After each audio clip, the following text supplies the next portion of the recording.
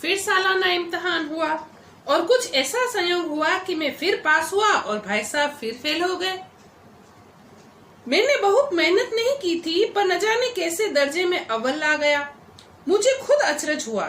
भाई साहब ने प्राणांत परिश्रम किया, कोर्स का एक एक शब्द चाट गए थे। 10 बजे रात तक इधर, 4 बजे भोर से उधर, 6 बजे 9:30 तक स्कूल जाने से पहले। मुद्रा कांतिहीन हो गई थी, मगर बेचारे फेल हो गए। मुझे उन पर दया आती थी। नतीजा सुनाया गया तो वह रो पड़े और मैं भी रोने लगा। उन अपने पास होने की खुशी आधी हो गई। भाई चाहे कितनी भी इंसल्ट करे, लेकिन भाई के दुख में लेखक को भी बड़ा दुख हुआ। स्वयं के पास होने की खुशी भी अधूरी हो गई।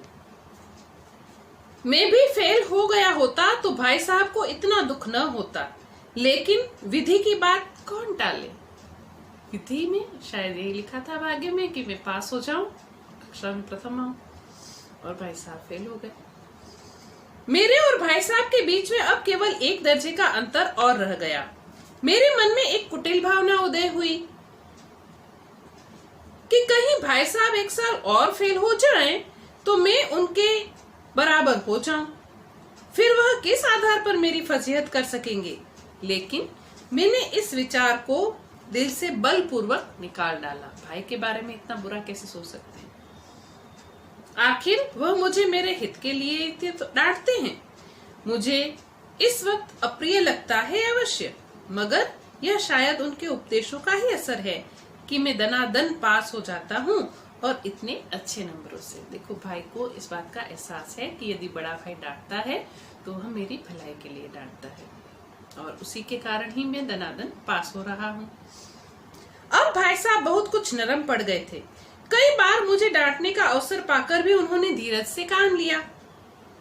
शायद अब वह खुद समझने लगे थे कि मुझे डांटने का अधिकार उन्हें नहीं रहा, या रहा भी है तो बहुत कम। मेरी स्वच्छता भी बढ़ी। मैं उनकी सहिष्णुता का अनुचित लाभ उठाने लगा। मुझे कुछ ऐसी धारणा हुई कि मैं पास ही हो जाऊंगा, पढ़ूं या न पढ़ूं।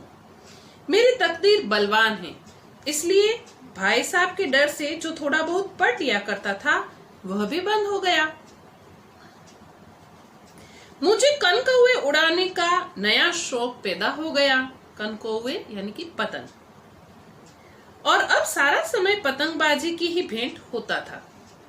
फिर भी मैं भाई साहब का अदब करता था और उनकी नजर बचाकर कनकौवे उड़ाता था।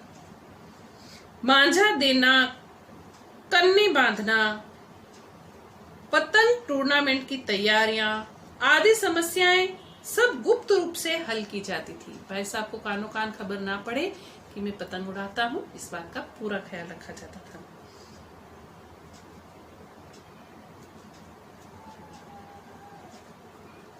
मैं भाई साहब को यह संदेह न करने देना चाहता था कि उनका सम्मान और लिहाज मेरी नजरों में कम हो गया है। लेखक नहीं चाहते थे कि भैया को दुख हो। सहसा भाई साहब से मेरी मुठभेड़ हो गई, जो शायद बाजार से लौट रहे थे। उन्होंने वहीं हाथ पकड़ लिया और उग्र भाव से बोले, इन बाजारी लौंडों के साथ धेले की कनकौवे के लिए दौड़ते हुए तुम्हें शर्म नहीं आती?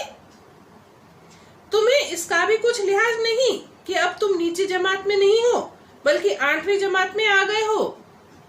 अब तुम छोटे बच्चे नहीं रहे, 8th स्टैंडर्ड में पढ़ते हो और तुम्हें पढ़ने पे ध्यान देना चाहिए। और तुम अब मुझसे केवल एक दर्जा नीचे हो। आखिर आदमी को कुछ तो अपनी पोजीशन का ख्याल रखना चाहिए। एक जमाना था कि लोग 8वीं दर्जा पास करके नायब तहसीलदार हो जाते थे। मैं कितने ही मिडिलचियों को जानता हूँ जो आज अव्वल दर्जे के डिप्टी मजिस्ट्रेट या सुपरिटेंडेंट है। कितने ही 8वीं जमात वाले हमारे लीडर और समाचार पत्रों के संपादक हैं। बड़े बड़े विद्वान उनकी मातहती में काम करते हैं, और तुम उसी 8वीं दर्जे में आकर बाहरी लौंडों के साथ कनकौवे के लिए दौड़ रहे हो। मुझे तुम्हारे इस कम अक्ली पर दुख होता है।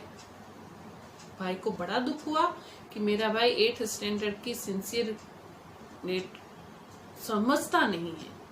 सिंसियर होना चाहिए उसे 8th स्टैंडर्ड में, लेकिन उसके महत्व को नहीं समझता और कण को वे उड़ाता रहता है। तुम जहीन हो, इसमें कोई शक नहीं, लेकिन वह जहन किस काम का जो हमारे आत्मगौरव की हत्या कर डाले। तुम थोड़ा ही पढ़ते हो और तुम्हारे अच्छे अंक आ जाते हैं। तुम बहुत समझदार हो, इसमें कोई डाउट नहीं है, लेकिन अब ऐसा हाल हो गया है कि तुम्हारा आत्मगौरव अब नहीं रहा। तुम पढ़ाई में अब ध्यान नहीं देते हो। तुम अपने दिल में समझते होंगे कि मैं भाई साहब से महज एक दर्जा नीचे हूं और अब उन्हें मुझको कुछ कहने का कोई हक नहीं है, लेकिन यह तुम्हारी गलती है। मैं तुमसे 5 साल बड़ा हूं और चाहे आज तुम मेरी ही जमात में आ जाओ और परिवक्षकों का यही हाल रहा तो निस्संदेह अगले साल तुम मेरे समकक्ष हो जाओगे। परीक्षकों से भी बड़े भैया को शिकायत है कि वो कॉपी ढंग से चेक नहीं करते हैं, और अगर यही हाल रहा तो शायद तुम और मैं अगले साल एक ही स्टैंडर्ड में होंगे, और शायद 1 साल बाद तुम मुझसे भी आगे निकल जाओगे। लेकिन मुझ में और तुम में जो 5 साल का उम्र का अंतर है, उसे तुम क्या खुदा भी नहीं मिटा सकता। मैं तुमसे 5 साल बड़ा हूं और हमेशा रहूंगा। मुझे दुनिया का और जिंदगी का जो तजुर्बा है, तुम उसकी बराबरी नहीं कर सकते, चाहे तुम MA और DPhil D.Litt ही क्यों न हो जाओ। समझ किताबें पढ़ने से नहीं आती, दुनिया देखने से आती है। अनेक प्रकार की डिग्रियां हासिल करने के बाद भी तुम मेरे छोटे भाई हो और छोटे भाई ही रहोगे, क्योंकि दुनियादारी की जो समझ बड़ों में होती है वह छोटों में नहीं होती। एक बहुत श्रेष्ठ उदाहरण यहाँ पर बड़े भाई जी देंगे और छोटे भाई साहब को समझाएंगे।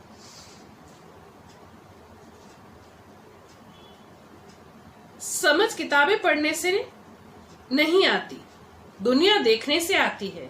हमारी अम्मा ने कोई दर्जा पास नहीं किया और दादा भी शायद 5वीं 6ठी जमात के आगे नहीं गए होंगे, लेकिन हम दोनों चाहे सारी दुनिया की विद्या पढ़ लें, अम्मा और दादा को हमें समझाने और सुधारने का अधिकार हमेशा रहेगा। केवल इसलिए नहीं कि वे हमारे जन्मदाता हैं, बल्कि इसलिए कि उन्हें दुनिया का हमसे ज्यादा तजुर्बा है और रहेगा।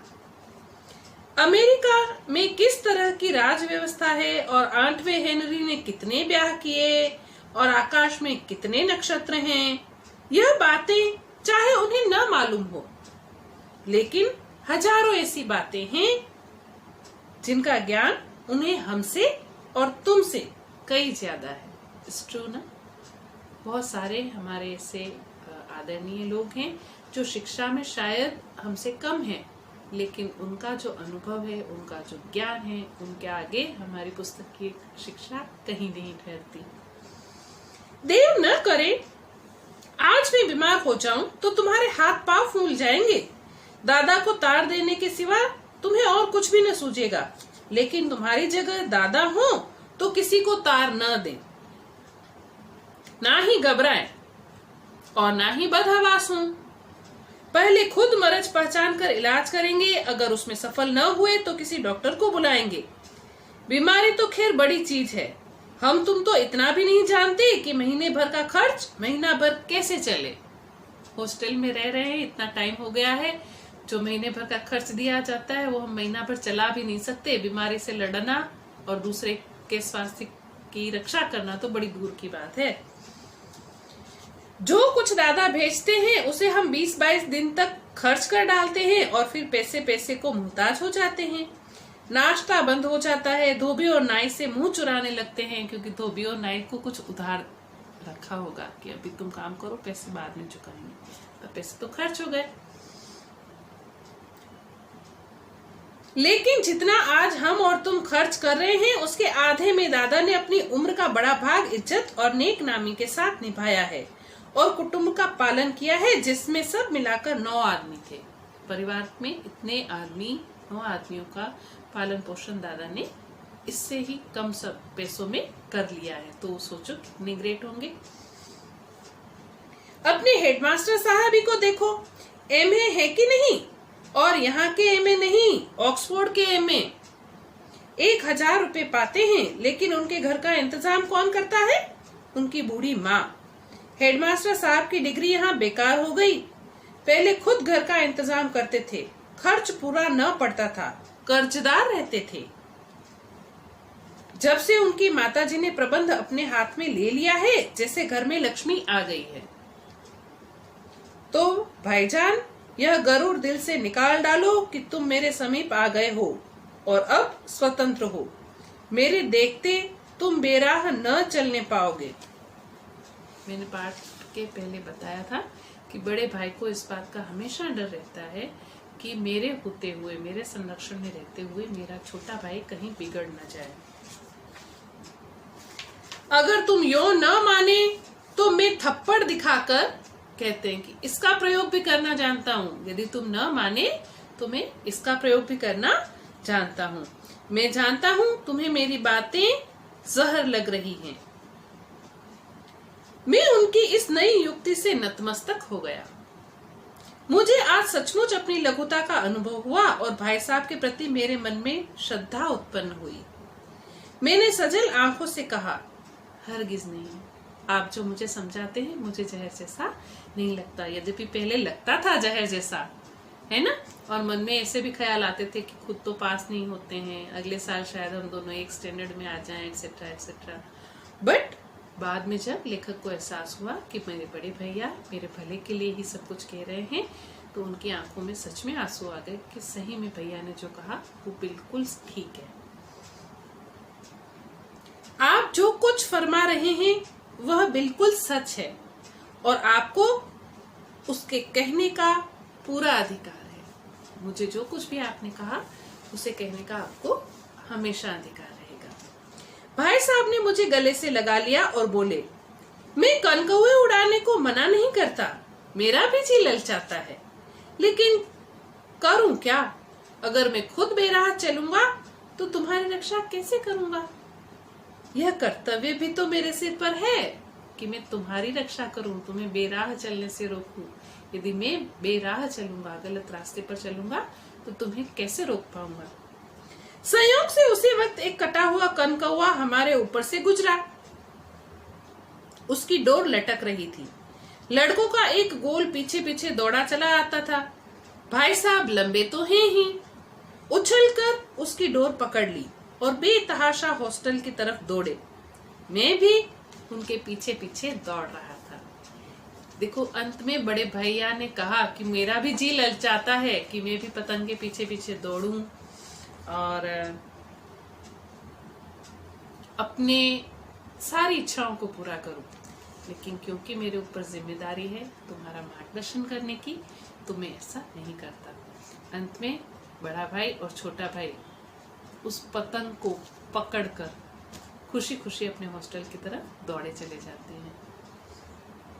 इस कथा के माध्यम से लेखक ने दो भाइयों के अपने प्रेम भरे संबंध को हमारे सामने प्रकट किया है।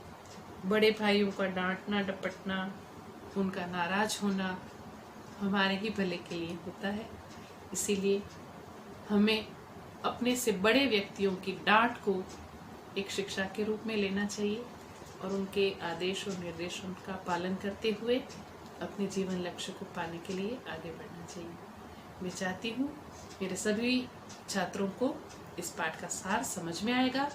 अभ्यास प्रश्नोत्तर के लिए डिस्क्रिप्शन बॉक्स में दिए गए लिंक को क्लिक करें और आओ पढ़ें के साथ निरंतर जुड़े रहें। बहुत बहुत धन्यवाद।